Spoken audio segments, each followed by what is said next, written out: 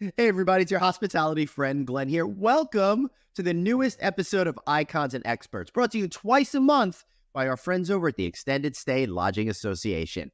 Here on this show, we're highlighting a person who's either had unmistakable impact on the extended stay hotel industry, or we're going to be learning from experts about how to maximize opportunity and find success in the extended stay hotel category. Now, this one is going to be a great one. We have Mark Laport, the man behind Concord Hospitality, thanks to the support of Modus Architecture. I love these guys at Modus because they are the extended stay experts. They're out there developing and implementing extended stay prototypes all over the place. So when you're developing an extended stay hotel, the Modus team really understands your success drivers required for this unique product. They're out there creating high quality and coordinated documents, and they're there when you need them, resulting in predictable product outcomes. That's essential, particularly if you're new to this category. And chances are you probably are if you're learning here along with us. Anyway, thanks for tuning in.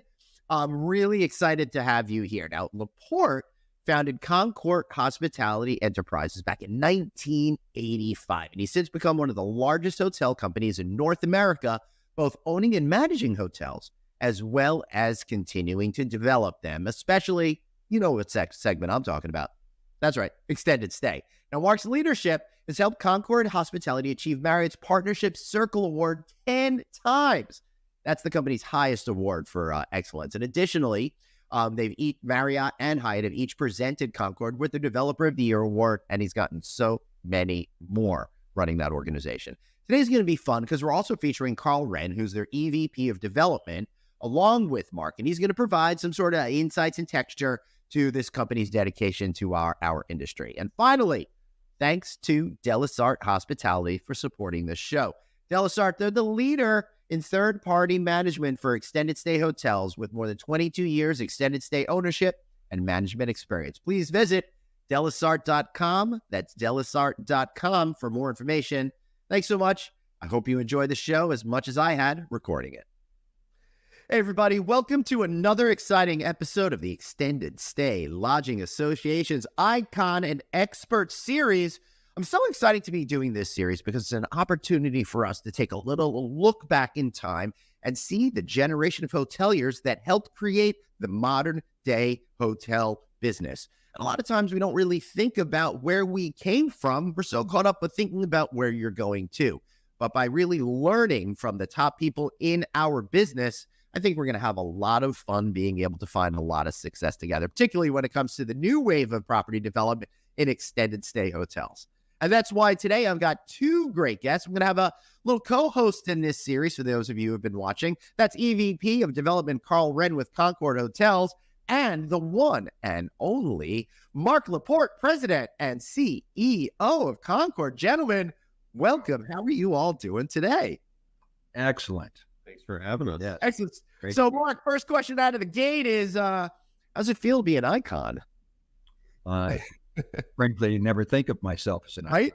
It's nice to have that compliment from you to me.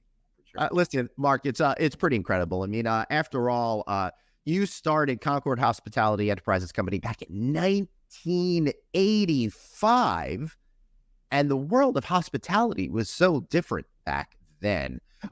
From what I recall, I mean, I was in high school at the time, but when I first started in the hospitality industry in the mid to late 1990s, that was really when franchising and select service really started to get very powerful. So what was your entry into the business with starting Concord, and what was the point of view way back in 1985?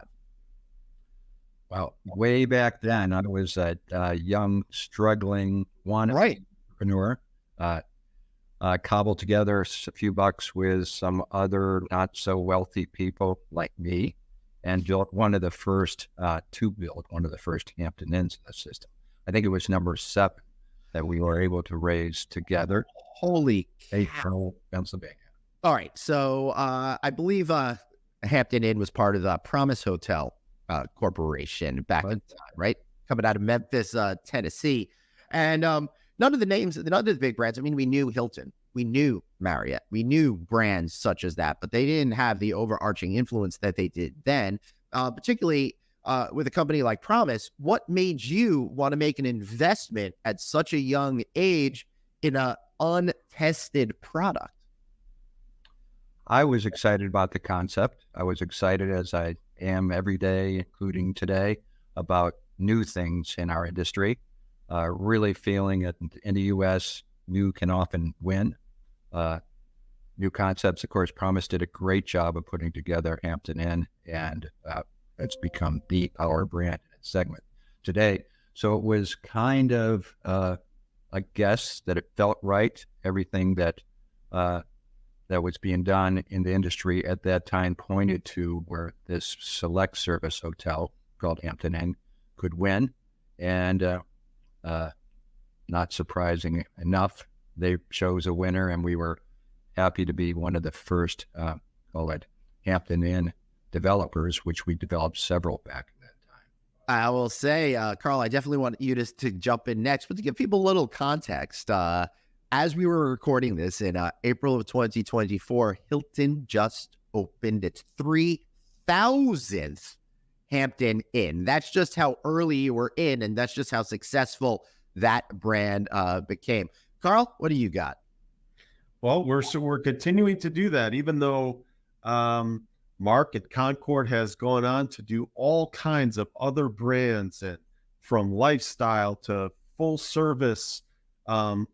We're still going to be breaking ground here in the next month on a Hampton Inn in Farmingdale, New Jersey, which is exciting. Long Island. I'm sorry, Long Island. Yeah, when you said New Jersey, I was just about to jump in. Hey, we got a Farmingdale by me. So the question I have for you guys is, how close to Adventureland are you going to be? That's right. Not too far. But it just goes to show how certain things and certain new segments have come, right, and lifestyle and all these new segments, but some things have stayed the same, and including extended stay has evolved. Yeah, for sure. So let me tie this all together. Carl, one of the things that's really interesting about Mark starting in 1985 is around that time, I was working next door from Adventureland over at Wendy's in the fast food business in high school and stuff like that. So that's really fun to see that you're still developing properties on Long Island. But since, Mark, since we're talking about extended stay and all of that, at what point in your career did you discover extended stay, and what attracted you about it out of the gate? Even before I got to the gate, I saw the early on success of a brand called Residence Inn. Mm-hmm. That time, when I was an observer of its success, it was not a hotel brand that could be franchised. However, at that time, we were working with Marriott to become one of the first 3 franchisees of a brand called Courtyard by Marriott. Right. And out of that, and we've developed many, many Courtyards since then, we were positioned when Marriott bought the brand to become one of its early franchisees. And of course, saw them around us as we were in competitive markets where Residence Inn was doing exceedingly well. And we thought, we got to play in this extended stay end of the business. And we did successfully. And we have ever since then.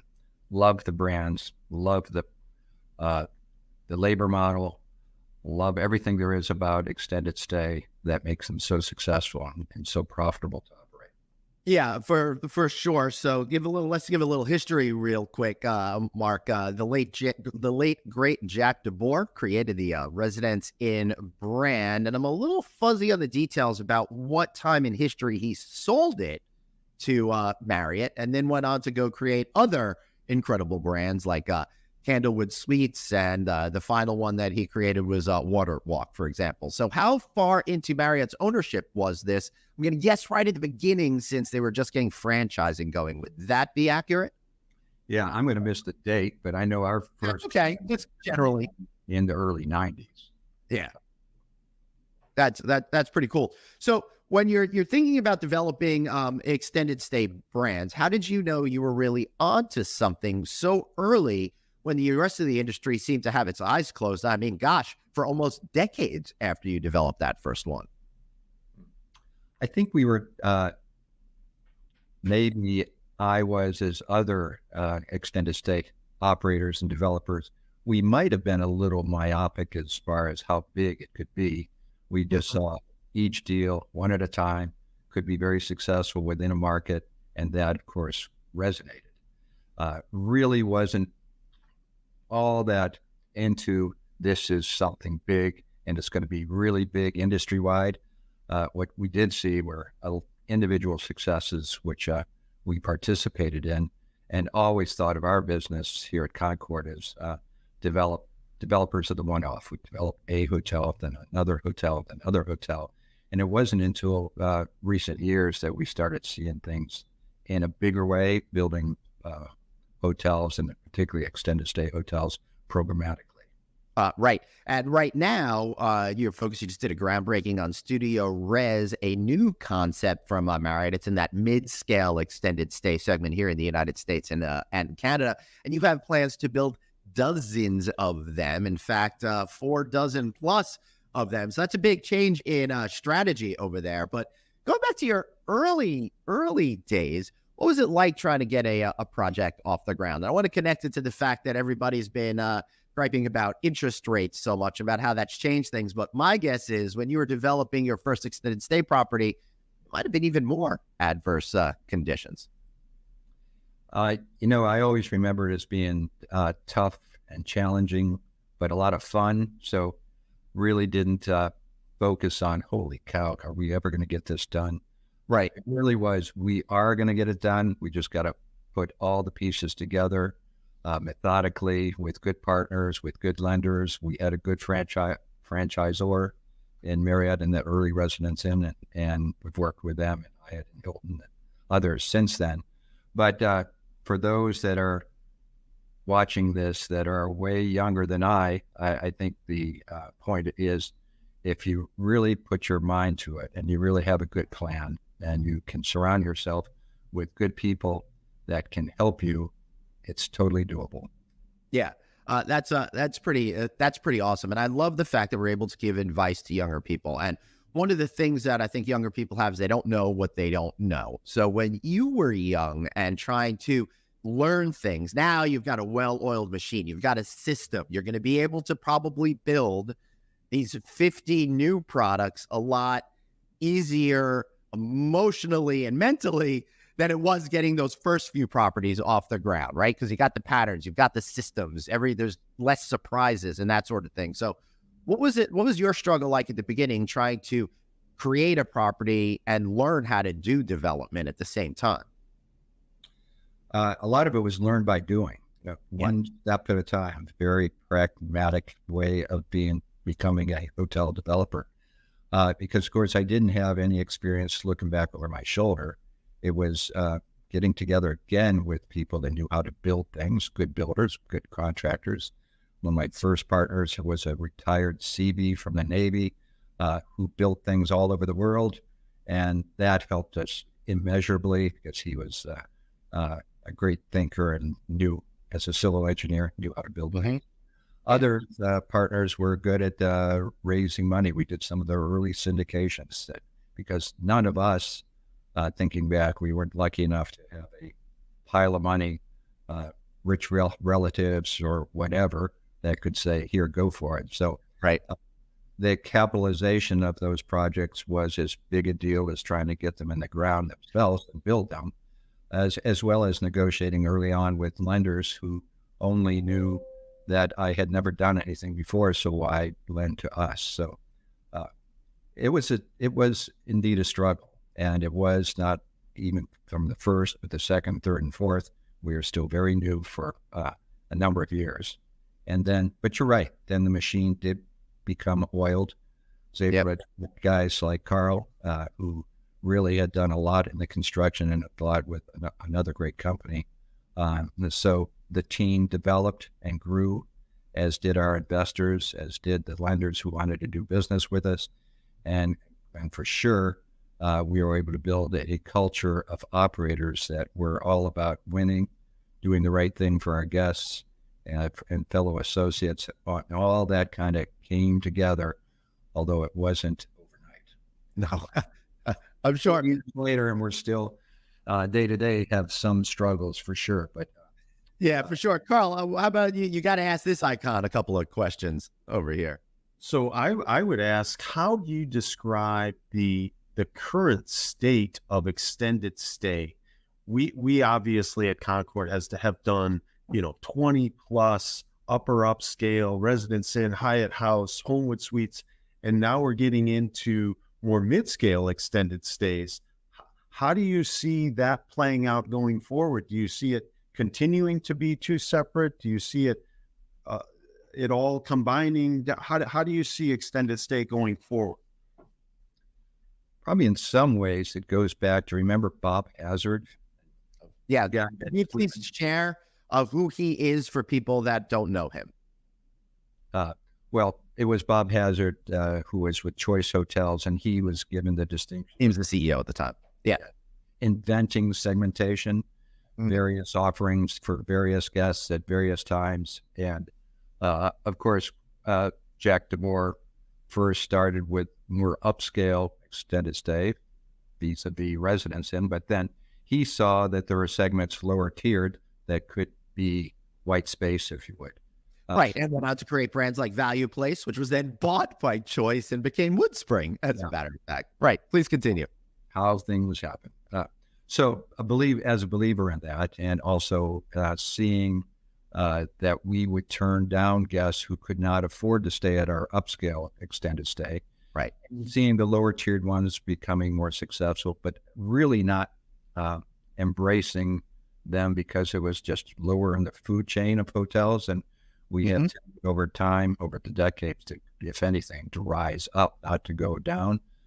But again, trying to be a clear thinker about where the opportunities are in our industry, saw the success of Woodspring, that's a great example, and saw that their labor model within those boxes were really something to be excited about, only 7 or 8 full-time equivalents in a hotel of 123 keys, in a marketplace that forever is getting more and more difficult and challenging from a labor standpoint. So we looked at the numbers, we looked at the cost to develop, we looked at whether it made sense for our team to do it redundantly, and all the answers came to us as yeses, and put together with other investors a idea how we could capitalize not just one but many. Today we've opened 17 Woodsprings and just all at once, and more in the pipeline. But then saw, and hopefully we're a little bit of an influence of Marriott to get in this space. We have been very excited about it and signed to do over 50 of them, with the first one ever breaking ground in Fort Myers just a few weeks ago. All right. So I love that you're doing 50 of them, but it's really gutsy to do the first one and not let anyone else do the first one. A lot of developers, they like to sit back and go, all right, let's see what's going on here. Why are you the first one to jump in, and what advantage do you think that brings you?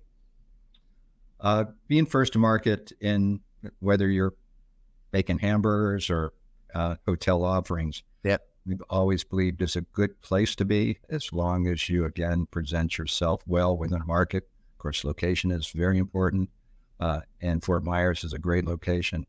But we also saw that this took a little bit of the guesswork out of it, that there were other brands in the same space that had already succeeded. Extended Stay America, we're building one right now, was kind of our proof of concept, with the same pricing, same tier, of course, with almost 700 of them having been built. So I like to say we were pure pioneers, but actually we're really, really good copycats. Right. With a brand like Marriott behind it, and Hilton, where we intend to do some of their offerings as well. We're a big believer in the best global brands. Yeah, that's really essential, I think, going further. Carl, do you have any more questions in this realm? I think we're keen on this part. Yes. All right. So, moving on, I wanna go back to what it was like in the early days. You were, Mark, you were developing these properties, and so was the rest of your colleagues, in a world before the internet took off, right? So a lot of younger people today have no idea how things got done back then. Obviously, a lot of phone calls and leaving answering machine messages probably, and having beepers and stuff like that. But how much longer or less or the same, or what were some of the differences between the mechanics of actually getting a property developed? Because right now you can go text and get stuff done and have a lot of instant communications. I remember it's like you'd do something, you'd send something out by FedEx, you'd wait, maybe get a phone call at 4 p.m. the next day. How did that kind of stuff work for you guys? I was one of the early guys that had this big ass phone in my trunk of my car. It was one of the early cell phones. You and Gordon Geck? So I was communicating verbally in stilt shoes, or verbal communication more than written. I think more comes through voice to voice than in the written word. Often can be misunderstood. But also for those that are on this call that don't remember what was called a facsimile machine, I too was one of the early users, and of course communicated quickly through a fax machine. All of that's behind us now except voice. Now my cell phone's tiny, but I use it as much or more than ever. So I think the real news is you could get it done, probably not as lightning fast, but on the other hand, it was also easier to go to cities and pull permits back then than it is today, even though we have all these communicative tools like you mentioned, the internet, that should have made it more more easy, but really not so much. No, well, government is government, right? They need to put in more regulations, continue to expand their budgets, so they put in more layers of complicated things and all of that. So that's an interesting thought. I never thought about that, where on one hand, it's getting easier to communicate, but there are a lot more obstacles that have been put in the way as our businesses have all matured over there. Carl, what do you got? There's no question that, and hey, so some of the cities do have it figured out, but it has been more difficult pulling permits, getting approvals. In some cases, it's tough, but it's been interesting, and we got to just continue to change with it. And you got to put some of that into your time frames and think ahead so that you can expect it. Yeah, time to finish it. Yep. So I got to ask you this, Mark, as an industry icon. I mean, I got to know you by going to the lodging conference back in the day, back at the Arizona Biltmore, when I was a young journalist in the late '90s, early 2000s. I first came across you, and got me thinking. Every single week, I'm on the road at a different conference. What was it like back then? What was the first conference you went to, and how are they different than they are today? I'm sure they were considerably smaller in size as well. Well, back in the day, as you put it, they were smaller. There were fewer of them. Yep. And that they weren't as popular. They had become really a way to learn, a way to network like none other in recent years. So in the early days, whether it was Alice, I was one of the early goers to that. And let me just give a little context on that. That's probably back when it was like the UCLA extension product. So we're going back to Hyatt Century City or whatever the property was over there, right? You're correct. Yeah. Please continue. Then there was, of course, NYU, would still exist today, and even before, and that was Hunter's. I don't even know if Hunter was around. They just did their 35th this year. So yeah. I would have been to there among their first as well, too.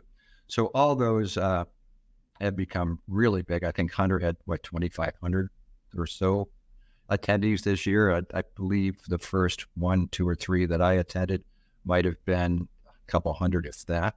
Yeah. So one thing for sure, as we talk about the history of what's happened in our business, it was a smaller business, and you knew those people that were doing things because there were fewer of them. So as we become globalized, let alone just growth companies here in the U.S., it's become daunting for sure, but it's still pretty easy to keep track of what we are doing. And I think message I would have to everybody is keep your head down, keep moving. You have some good idea and you can execute. You need not be blown away by all the noise, and there's plenty of it because it's so well communicated today.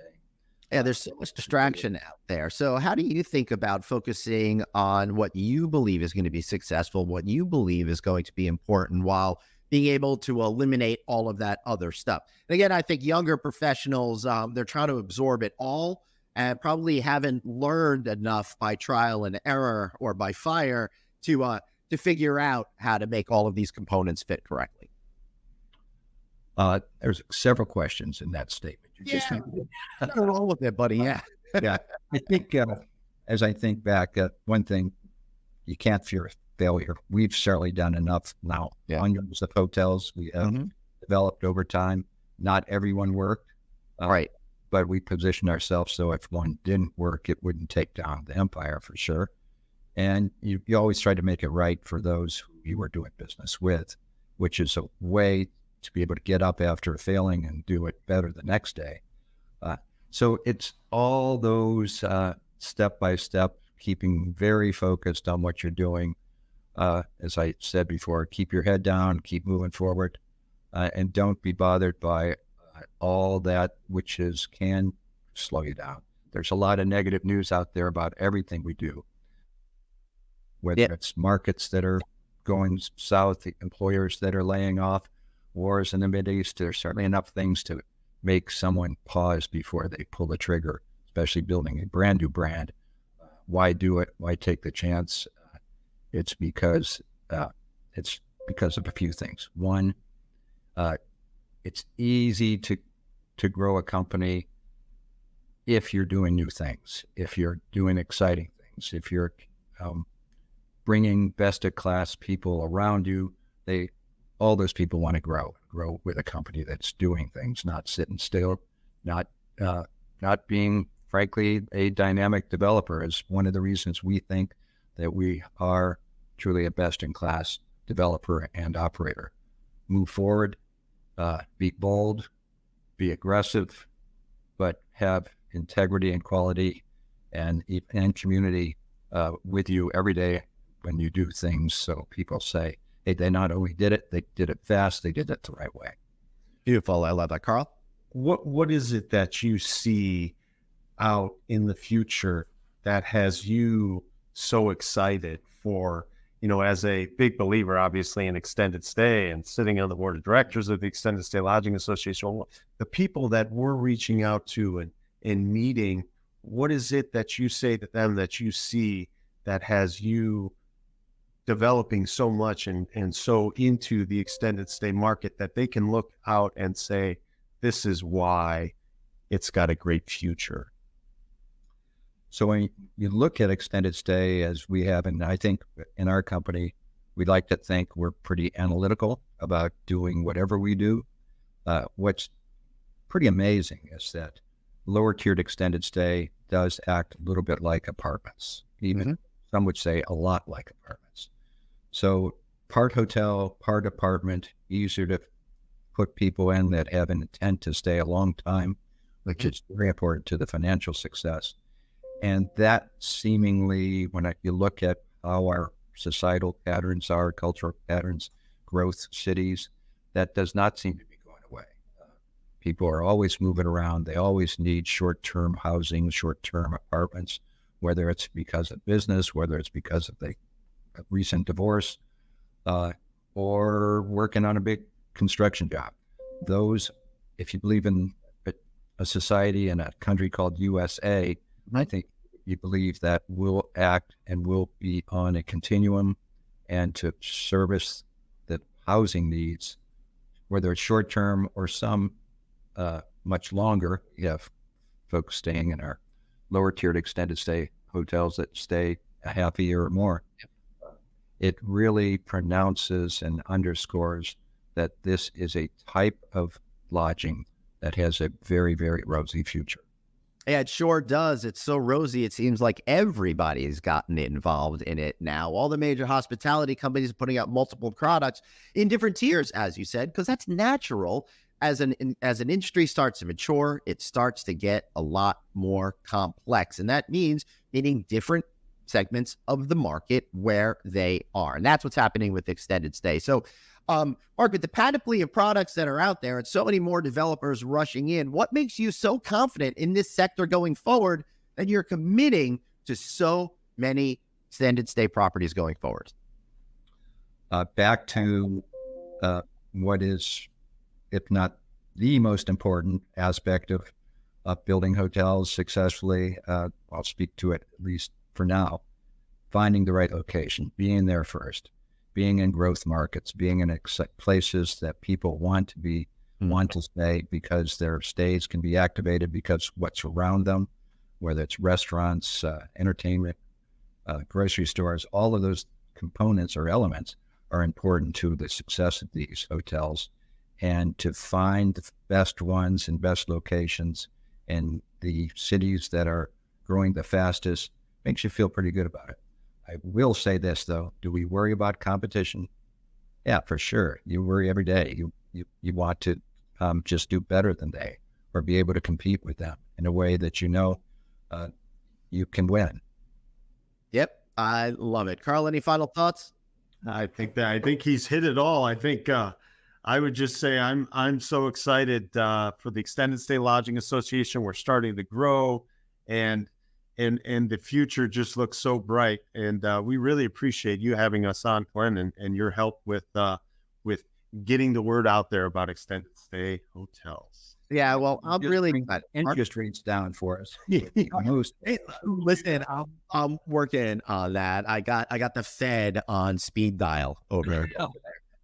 But yeah, I'll be honest with you guys. I mean, they were indicating earlier in the year that we would have already probably had, a break on interest rates. But it hasn't happened yet. It hasn't materialized. I guess, Mark, let me just ask you one more question then in this regard with interest rates. Does it really affect your decision to move forward on products, or do you just have to approach them in a little bit different way? It can kill deals. We have underwritten deals that make a lot of sense in a given market, but high interest rates have hurt what is the forecasted net operating income enough that we paused. Right. So certainly when you're building something looking at an 8 or 9% interest rate versus, seems like yesterday we were building at 3.5%. And as you can imagine, the ability to lift hotels in a low rate market is way, way easier. So for sure, we still, that means we've got to be more careful, more thoughtful, and probably not as fast as we might have been when interest rates were half what they are today. Well, as a not understanding wannabe hotel investor, to me, it would seem that that's going to knock a lot of other inexperienced people out of the market and probably give you more opportunities because you've been doing this for nearly 40 years at, Concord and really understand how that market works. So you've got so much more of an advantage over somebody like me, who's going to have to be like pulling in a whole lot of partners that have that understanding and expertise to help me get past square one. Gentlemen, thank you so much for being here. I really appreciate it. This was fantastic. Yeah, it's been great. Fantastic. You guys are awesome. And I also want to thank our good friends over at Laport Hospitality. They're a leading management company with owned and managed hotels across the United States, but they also will help you with revenue management, sales, all sorts of things that you need. Digital marketing. I can go on and on. Check them out at delasart.com, delasart.com. I'm Glenn Hausman. Thank you so much for watching another episode of ESLA Icons and Experts. Please check out the Extended Stay Lodging Association. They're doing great things to help push this great industry forward. We'll see you next time. Be well.